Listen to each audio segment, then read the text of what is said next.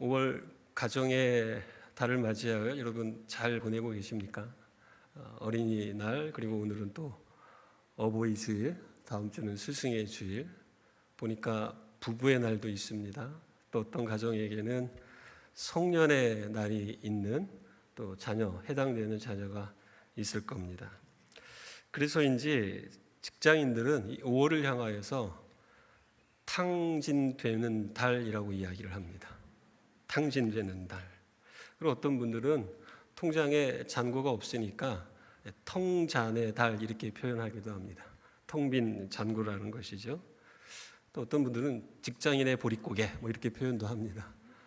평균적으로 5월 달에 가정의 달이기 때문에 지출하는 그 지출 비용이 평균 약 50만 원 가까이 된다고 합니다. 평범한 직장인들에게는 또 가정의 달을 맞이하여 또 분분을 다하는 이것이 재정적으로 약간의 압박이 있는 것도 사실입니다. 가정의 달을 보내면서 우리 그리스도인들은 어떤 우리가 살아가고 있는 이 세상에서 정해놓은 어린이날, 어버이날 이런 것들의 의미를 잘 따라가는 것 매우 중요합니다. 그리고 또 그 타이밍을 통해서 우리는 부모에 대하여 또 자녀에 대하여 여러 가지의 생각들을 또 정리할 수 있는 좋은 계기가 됩니다. 그럼에도 불구하고 우리는 이 가정의 달을 맞이하면서 무엇보다 본질적으로 생각해 보아야 할 것은 과연 우리 가정의 아버지, 부모는 누구인가? 이 부분에 대한 고민들을 본질적으로 해 보아야 하는 것입니다. 내가 부모이지만 과연 나의 영적인 진정한 아버지는 누구인지, 또 우리의 자녀들은 우리 부모님이 아버지로 모시고 있는 그 영원한 하나님이 과연 우리 자녀들에게 있어서도 동일하게 영원한 아버지가 되고 있는지, 우리는 이러한 부분에서 이 가정의 달을 조금 더 보내야 되지 않을까라는 생각들을 해보게 됩니다. 신재웅 목사님이라는 분이 페이지 철치라는 책을 썼습니다. 2권으로 나왔는데 그 두 번째 책에 보면 이분이 이러한 글을 담아 놓았습니다. 잘해야 될 텐데, 잘해야 될 텐데, 잘해야 될 텐데. 제목이 그겁니다. 이렇게 글을 쓰고 있습니다. 다윗은 골리앗을 이길 수 없었다. 하나님의 자녀 다윗은 골리앗을 이겼다. 모세는 홍해를 가를 수 없었다. 하나님의 자녀 모세는 홍해를 갈랐다. 베드로는 병을 치유할 수 없었다. 하나님의 자녀 베드로는 걷지 못하는 자를 걷게 했다. 다윗은 하나님의 능력을 인정했고, 모세는 하나님의 말씀에 순종했고, 베드로는 하나님의 사랑을 경험했다. 나는 두려움을 이길 수 없고, 나는 믿음 없음을 극복할 수 없고, 나는 나약함을 고칠 수 없다. 나는 나에게 맡겨진 수많은 역할을 제대로 감당할 능력이 없다. 하지만 하나님의 자녀는 모든 것을 할 수 있다. 아버지가 모든 것을 하실 수 있기 때문이다. 아버지에 대한 그 기대감을 굉장히 지혜롭게 또 믿음의 고백을 통해 담아 놓았습니다. 사랑하는 여러분, 가정의 달에 우리가 가장 중요하게 생각해야 될 것은 부부의 역할일 수도 있고요, 부모의 역할일 수도 있고, 자녀 양육을 어떻게 해야 되는지 방법론적인 면에서 매우 중요한 부분이 될 수도 있습니다. 그래서 어버이께 선물도 해야 되고 어린이들에게 귀한 선물도 해 주어야 됩니다. 그런데 이것보다 더 중요한 것은 정말 우리 가정의 주인은 누구인가? 혹시 우리 가정의 주인이 아빠인 내가 되고 있지는 않은지, 좀 목소리가 큰 엄마가 되고 있지는 않은지, 아니면 내가 그토록 귀하게 여기고 있는 우리 자녀들이 자녀임에도 불구하고 마치 우리의 아버지, 어머니가 되는 것처럼 그 영향력, 왜곡된 영향력이 좀 더 커지고 있지는 않은지, 이러한 부분들이 우리가 많이 고민해 보아야 될 부분입니다. 가족 구성원 모두가 다 하나님 아버지를 아버지로 인정할 때 그 가정은 견고해 질 수 있고, 그 가정은 하나님이 기뻐하시는 가정이라는 것을 성경은 계속해서 우리에게 강조해 주고 있습니다. 여러분 아시는 것처럼 가정은 운명 공동체입니다. 한 사람이 슬픈 일을 당하게 되면 가족 구성원 모두가 다 슬퍼합니다. 한 사람이 아프면 모두가 아픈 거죠. 반대로 한 사람이 기쁨을 경험하는 일을 만나게 되면 그 일 때문에 우리 모두는 기뻐할 수밖에 없습니다.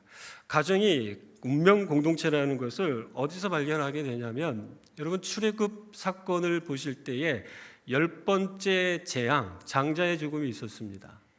여러분 장자의 죽음 가운데에 애굽에 속해 있었던 모든 애굽 사람들은 그 집안의 장자가 죽음으로 인해서 온 애굽 지면에 곡성이 울려 퍼집니다. 자녀를 잃은 슬픔 때문에 온 집안, 온 민족이.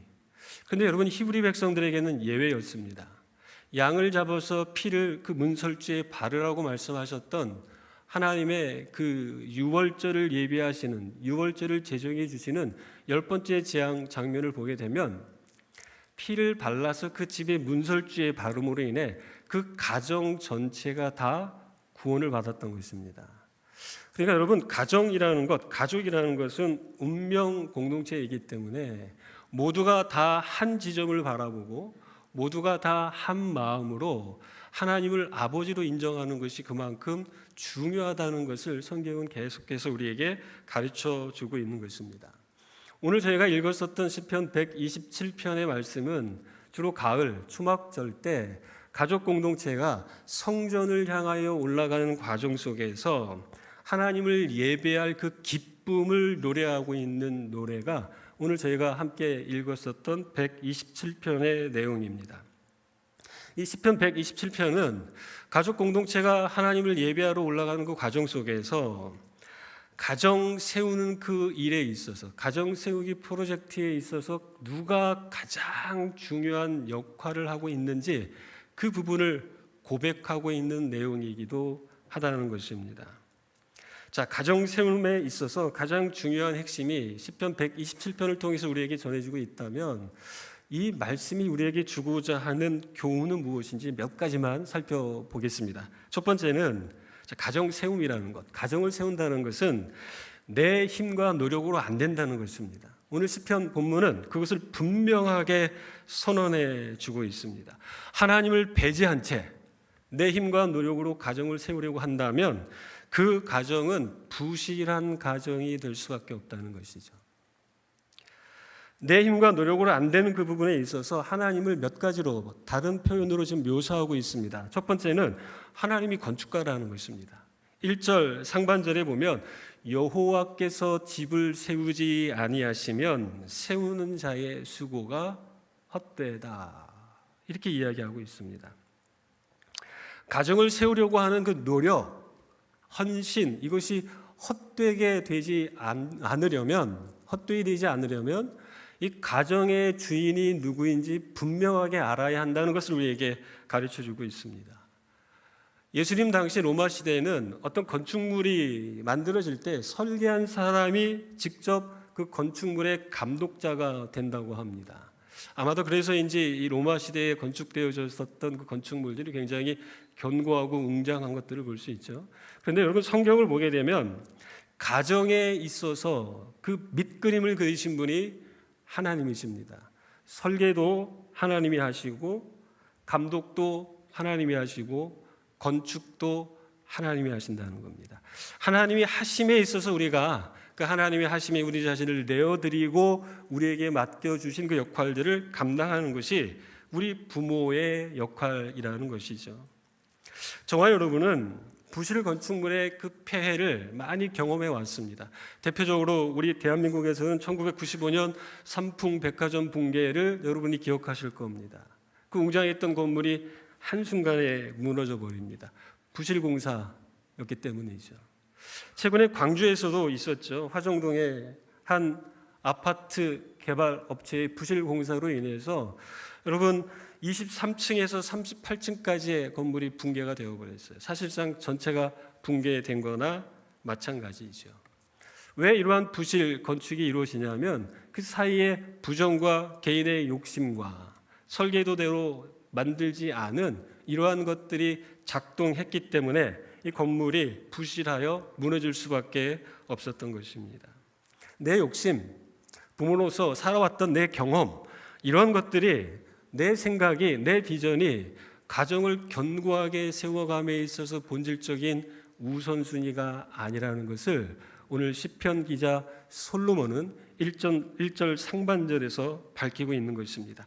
하나님 아버지가 집을 세워야지 집이 세워진다는 것입니다.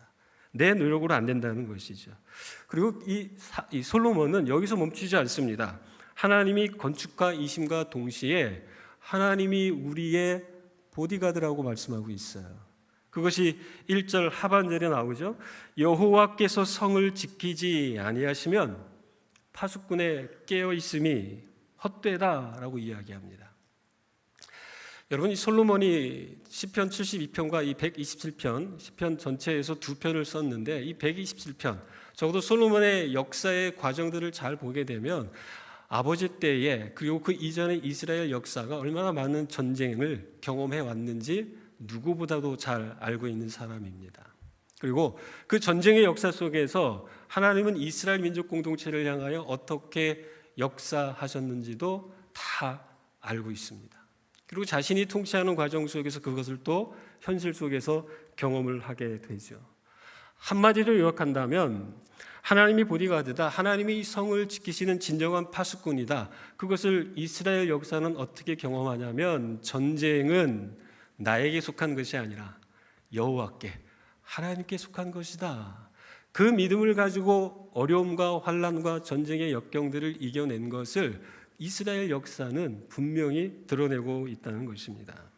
성벽의 견고함이 아니라 아버지 하나님의 강함 때문에 지금의 성, 이스라엘의 성, 이스라엘의 가정들이 보호를 받고 있다는 것을 지금 밝히고 있는 것입니다. 사랑하는 성도 여러분, 내 힘과 내 노력 안 됩니다. 그렇다고 해서 아무것도 하지 말라는 그 의미는 아닙니다. 저와 여러분이 자녀를 양육하는 과정 속에 부모도 젊고 아이가 어릴 때일수록 부모의 열정과 열심과 힘과 압력이 얼마나 셉니까? 그러나 아이들이 커갈수록 부모의 힘과 압력과 노력이 조금은 무의미하다라는 생각 속에서 힘을 빼는 작업들이 이루어집니다. 그런 과정 속에 많은 부모님들이 어떻게 하나님께 기도하냐면 내 힘, 내 뜻대로 안 됩니다. 하나님께 맡깁니다. 그러한 고백이 자동적으로 나오죠. 여러분, 신앙이 있는 사람들이 이러한 고백을 하지만 신앙이 없는 우리 민족 백성들 가운데에서는 뭐라고 말합니까? 자식 농사 내 맘대로 안 된다고 이야기하지 않습니까? 그 의미를 뒤집어 보게 되면 내가 가지고 있는 생각, 내가 가지고 있는 답이 정답이라는 생각 속에서 우리는 우리의 자녀들을 향하여 내가 원하는 방향, 내가 원하는 모습을 위해 때로는 강요하고 때로는 움직이려고 하고 때로는 조정하려고 했었던 모습들이 있었다는 것이죠. 여러분, 자녀 농사, 자식 농사, 자녀 양육 정말 쉬운 것 아닙니다. 우리가 많은 전문가들로부터 많은 지침과 방법과 어떤 노하우들을 전수받지만 그 모든 것들을 그대로 답습한다고 해서 내 자녀가 정말 내가 원하는 대로 될 수 있는가? 우리는 그렇지 않다는 사실을 누구보다도 잘 알고 있습니다. 내 마음, 내 뜻, 내 노력 안 된다는 것입니다. 그러면 솔로몬이 오늘 우리에게 무엇을 요청하고 있냐면 하나님이 건축가이고 파수꾼이기 때문에 우리가 무엇을 해야 하는가? 하나님 사랑이 최고의 우선순위라는 것을 부모인 아버지, 엄마 그리고 자녀들로 하여금 알도록 해야 한다는 것을 강조하고 있습니다. 여러분, 그 말씀이 그냥 표면적으로는 드러나고 있지 않은 것 같지만 2절 말씀을 보게 되면 그것을 우리에게 가르쳐주고 있습니다. 2절 말씀 우리가 함께 읽어보도록 하겠습니다. 같이 읽겠습니다. 시작.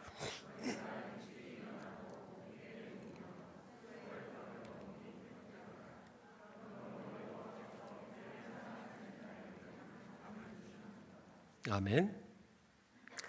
저와 여러분은 삶을 영위함에 있어서 먹고 어떻게 먹을 것인가, 어떻게 마실 것인가, 어떻게 살아갈 것인가에 대한 고민이 참 많습니다. 대부분의 어른들, 부모들은 이것 때문에 밤잠을 설칠 때가 많이 있었죠. 지금도 우리 주위에는 이러한 고민과 염려 때문에 잠을 설치는 분이 있습니다. 여러분, 이 시를 우리에게 남긴 솔로몬은 어땠습니까? 자기가 왕 위에 오르게 되었을 때에 이복 형제들과는 달리 어떤 권력을 위한 준비가 안 되어 있었어요. 네트워크도 없었습니다. 그가 할 수 있는 거라고는 유일하신 하나님 여호와, 만군의 여호와를 향하여 1000번제를 드리는 것이었습니다. 아버지는 3000번제를 드렸지만 그래도 아버지를 본받아서 최선을 다해서 1000번제를 드려요. 그 번제를 다 드린 다음에 하나님께 예배하고 경외한 다음에 그가 편안하게 잠자리에 듭니다. 근데 그 편안하게 잠자리에 들었을 때 누가 나타나시냐면 하나님이 나타나셨어요. 내가 너에게 무엇을 줄고 너의 제사를 다 받았다. 여러분, 그때 솔로몬의 고민을 하나님께 이야기하지 않습니까? 하나님께서 맡기신 이 백성은 거대한데 나는 작습니다. 내가 어찌 이 거대한 민족을 다스릴 수 있겠습니까? 그러니 저에게 듣는 마음 주세요. 그러자 하나님이 그에게 말씀하시지 않습니까? 듣는 마음. 너가 다른 것 아니라 지혜를 구하였으니 내가 부와 명예를 너에게 주겠다. 사랑하는 여러분, 솔로몬이 할 수 있는 것은 오직 하나님을 예배하는 것이었습니다. 그게 마지막 수단이 아니라 사실은 그게 가장 중요한 일이었기 때문에 솔로몬은 그 일을 하나님 앞에서 행했을 때 하나님이 그에게 꿈에 나타나 그의 모든 인생의 짐을 덜어주시고 그의 고민을 해결해 주셨습니다. 그리고 솔로몬은 계속해서 편안한 잠을 누릴 수가 있었던 것이죠. 그 이야기를 하는 것입니다. 하나님을 사랑하는 것, 이게 가장 중요했기 때문에 하나님을 사랑하며 하나님을 예배했더니 그 예배를 받아주시는 하나님께서 나를 사랑하여 주사 내가 편안히 잠들 수 있도록 은혜를 베푸셨다는 그 고백을 2절을 통해서 우리에게 하고 있는 것입니다. 내 노력, 내 열심으로 우리 인생의 문제를 해결하는 것이 아니라 하나님을 사랑했더니 나의 사랑하는 마음을 아시고 나를 사랑하사 편안하게 잠을 잘 수 있도록 그 평안함을 허락해 주셨다는 솔로몬의 그 경험을 이 127편 2절에서 담아내고 있는 것입니다. 사랑하는 성도 여러분, 가정을 책임지고 가정을 인도하시는 분이 우리 아버지 하나님이라는 것입니다. 저와 여러분의 아버지 하나님, 그 아버지 하나님은 우리의 아버지 하나님일 뿐만 아니라 우리가 그토록 소중히 여기는 우리 자녀들의 아버지라는 그 사실을 우리는 인식하고 우리의 자녀들이 그것을 진정으로 고백할 때까지 우리는 여전히 우리의 한계를 느낄 수밖에 없고 우리의 연약함 속에서 그것을 위해 기도할 수밖에 없는 것입니다. 사랑하는 성도 여러분, 하나님만이 온전히 우리의 가정을 세우실 수 있는 주체가 되신다는 것을 기억하시며 그 신앙 고백으로 자녀들을 잘 양육하시고 가정을 세워갔으면 좋겠습니다. 오늘 본문 말씀이 한 가지를 더 우리에게 가르쳐주고 있습니다. 자녀에 대한 청지기직을 바르게 감당하라는 것입니다.